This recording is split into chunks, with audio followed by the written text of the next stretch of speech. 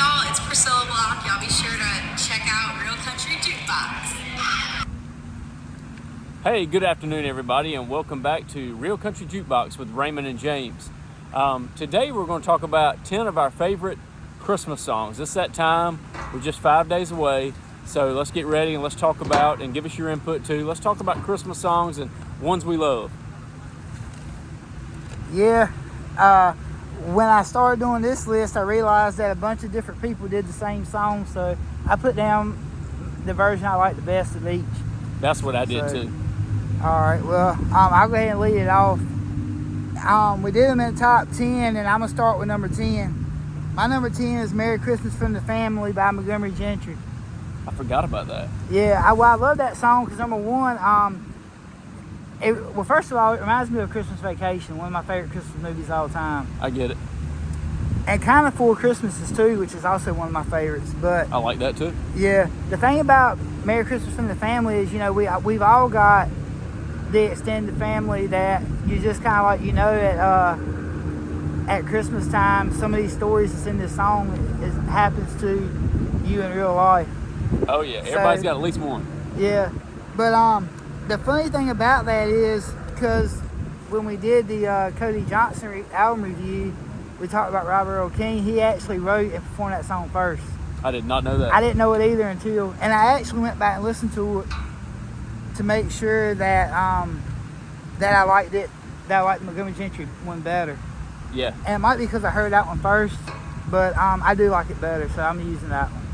Yeah, and that draws a good picture, man. Talking about Four Christmases and Christmas Vacation, it draws quite the same similarity and comparison.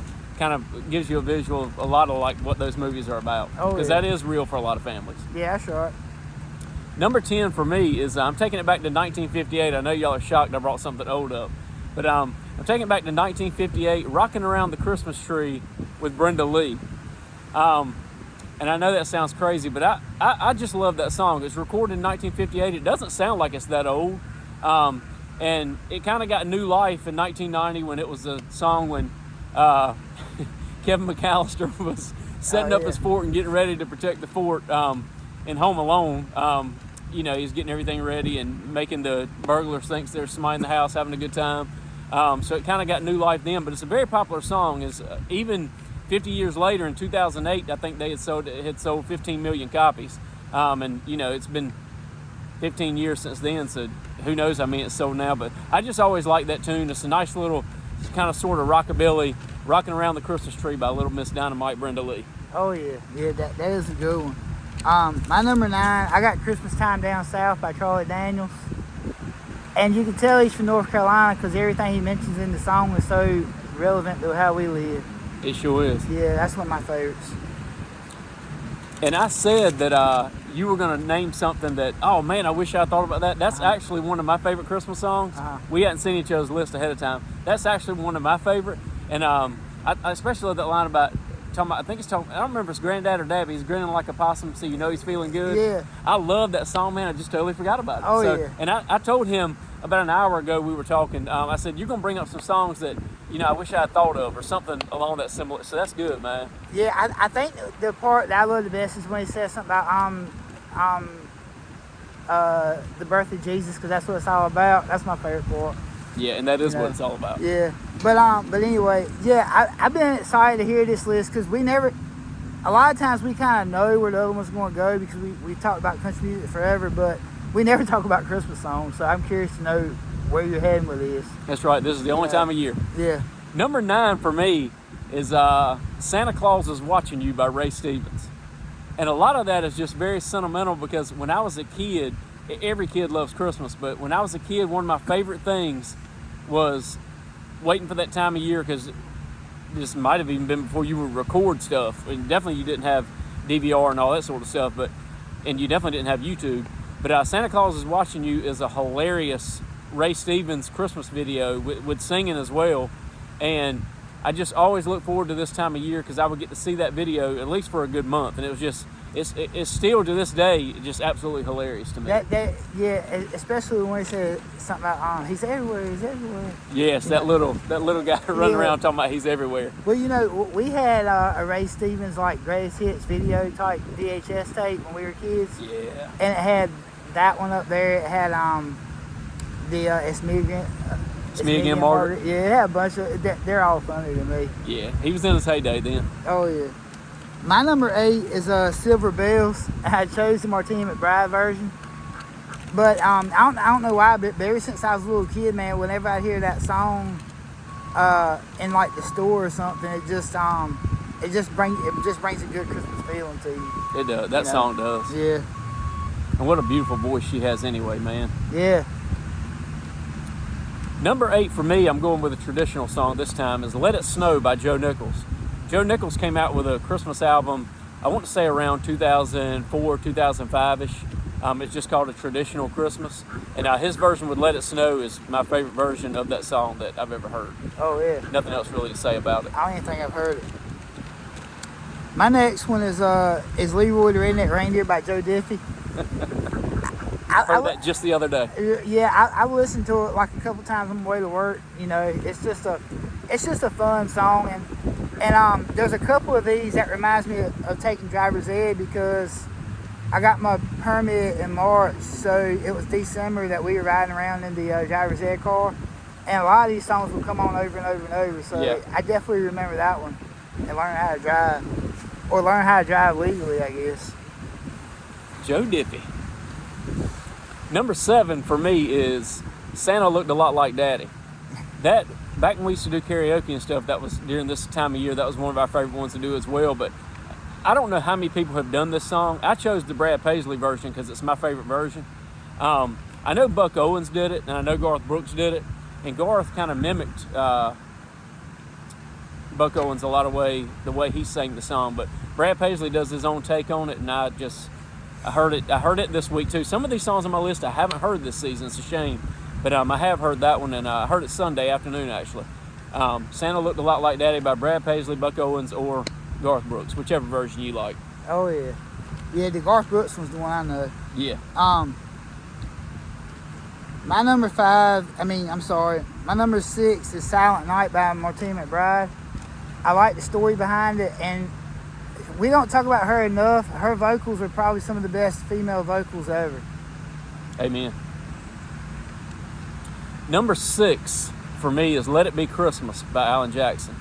Alan Jackson came out with his first Christmas album 2 or 3 albums into his career, and it was your straight honky-tonk country.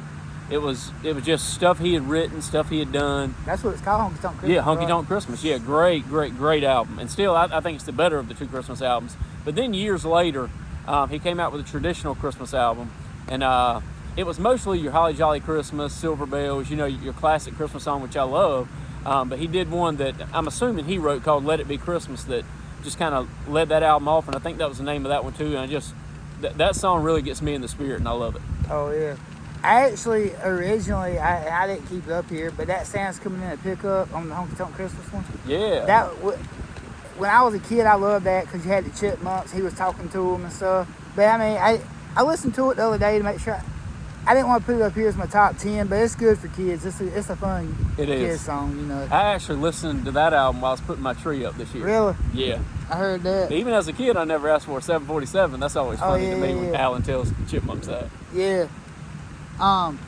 My number 5 is The Redneck 12 Days of Christmas by Jeff Foxworthy. Yes. That one really reminds me of taking driver's ed because it came on a million times. But the funny thing is, on Thanksgiving, when we were expecting Christmas songs to start coming on the radio, and I guess they come on December 1st or whatever, I was telling my wife and son that I was ready to hear that one. And Liam asked me, how's it go? And I told the whole 12. And Stacy's like, I can't believe that just right off the top of your head, out of nowhere, you knew all 12 redneck things. I was like, because they're all 12 on my list. Like, everything up there is something that I want, except for the Spam. you know. Yeah, nobody wants that. Exactly. But everything else is on my list. So. You know, it's funny you said that too, because just recently, because it had been years. This is a true story. It had been years since I had Spam, so I thought, yeah, I'm gonna kind of change up when I go to work. I'm gonna kind of change up what I take to work, because I usually eat pretty clean at work. Yeah. I'm gonna take up, and not that Spam's necessarily clean, but at least you're getting some protein. And I thought, I'm gonna take some Spam to work and eat it. After about day 2, yeah, that's enough. Yeah. So, yeah. Got to look at this list a little bit. I got the stuff written down. Number 5 for me is Tennessee Christmas. The first version I ever heard of it was the Alabama version off their Alabama Christmas album. But the version I love, and a very underrated artist to me in all facets of music, is Ashley Monroe. If you don't know her solo stuff, you'll at least know her from singing with Miranda Lambert and the other girl that I can never think of her name. I never could think of her name. But Pistol Annie's the name of the group? Yeah. But anyway, Ashley Monroe did a version of Tennessee Christmas a few years ago that's just, it's just a sweet, sweet song. Okay, I'm going to have to check that one out, because I like her. I like that song. I've only heard Alabama. It's beautiful. My number 4 is Christmas in Dixie by Alabama, which that was on that same one. And I don't know how you can be a country music fan and like Christmas music and Christmas in Dixie not be in your top 10, and yours might not be, but I'm going to tell you I agree with you. Okay, that song is just it's just excellent, man. It is. It just makes you feel like on December 1st you want to crank it up. And why wouldn't you? I know. Number 4, I've got Alan Jackson and Keith Whitley, New Kid in Town.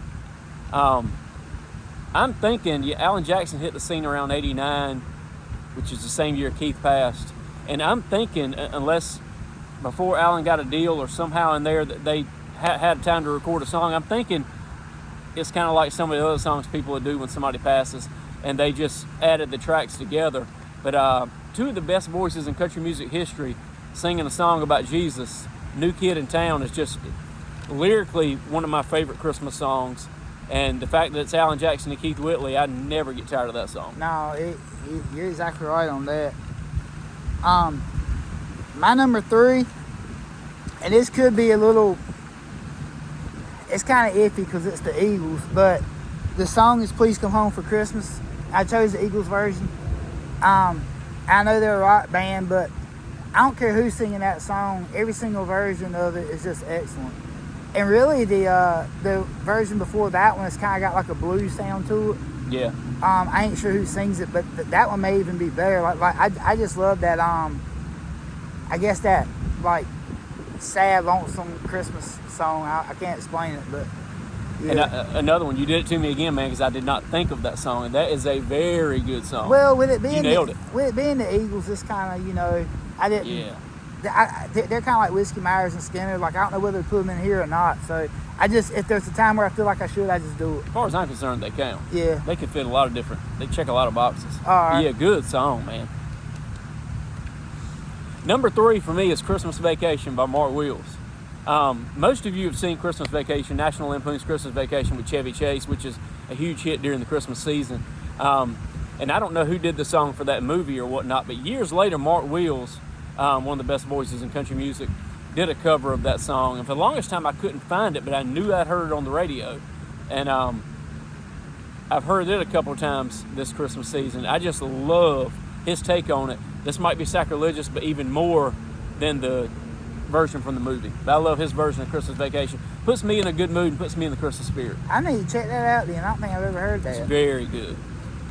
My next one, it may not be considered a Christmas song, but it's in the title. It's Hard Candy Christmas by Dolly Parton. Yeah. Yeah, I love that song, but then again, I love everything Dolly Parton does. So, Rightfully so.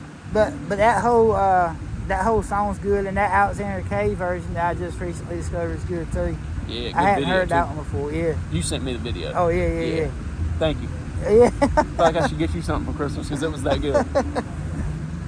Number 2 for me is Dear Santa by Tim McGraw.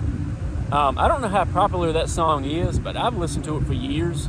It's just a good, instead of really necessarily being about Christmas, it's just a good country song that is about a broken heart. And Dear Santa, just listen to it. Tim McGraw, Dear Santa, is actually one of my favorite Tim McGraw songs ever. But I don't know that was ever on the album. I don't know that he even had a Christmas album. But Dear Santa by Tim McGraw is a phenomenal Christmas song. All right, I need to check that out. I don't know if I've ever heard that.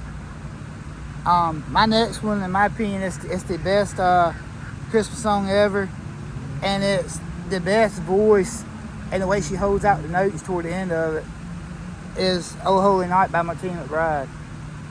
I tried to beat it. I listened to other ones. I listened to Carrie Underwood. I listened to any "Oh Holy Night" song that weren't Martina's, and none of them.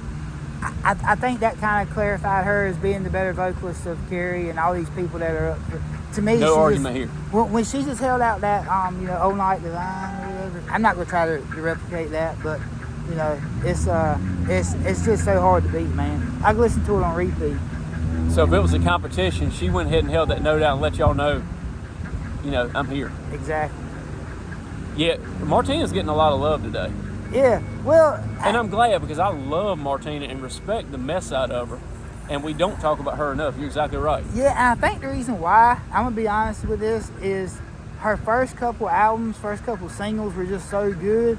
And then and she's a woman, so it made it easier for her, but she got very soft. And like the songs were good, but way too soft for what I want to listen to. Yeah. So it's kind of like you listen to it, got a good meaning, and that's it. You wanted different material. Yeah. I know what you mean. But some of them are solid. I mean, and we should talk about her more, because vocally she's probably one of the greatest. And her Christmas album, the whole thing is great. And after that, I've actually got on on kind of like a Martina McBride train of listening to some of the early stuff. Yeah. That was good. I mean, matter of fact, really, I ain't much on sad songs, but "Wrong Again" is probably the greatest female country song ever. I thought about that one, because I thought about if we've given Martina love before, it was when you mentioned that song. Yep. So anyway, but I love that version of "Oh Holy Night," because truth be told, that's the whole reason for the whole holiday. That's true. And I think, and I've talked about this before, and I could get on a 30-minute rant of this, but I really think that 99% of people really feel that way, but take it from here way up to here and get completely distanced from what it means originally. Yeah, you're right. And they shouldn't. So, but yeah, I think that's why I started out with like "Lee Willie Redneck Reindeer" and some of those like more fun ones. Yeah. Because truth be told, the whole purpose of all this is for like "Oh Holy Night." That's right. Agreed. Number one for me, and I'll make you proud since you mentioned, I can't imagine anybody not having this in their top 10. "Christmas in Dixie" by Alabama is my favorite Christmas song. I can see that. There were a few that ran neck and neck with it, but it's definitely my favorite. As a kid, I loved it. It reminds me of my childhood Christmases, but it gets me in the spirit for my adult Christmases as well. And Kenny Chesney, I think, did a version of it as well years later, and so did, I know Trent Tomlinson did.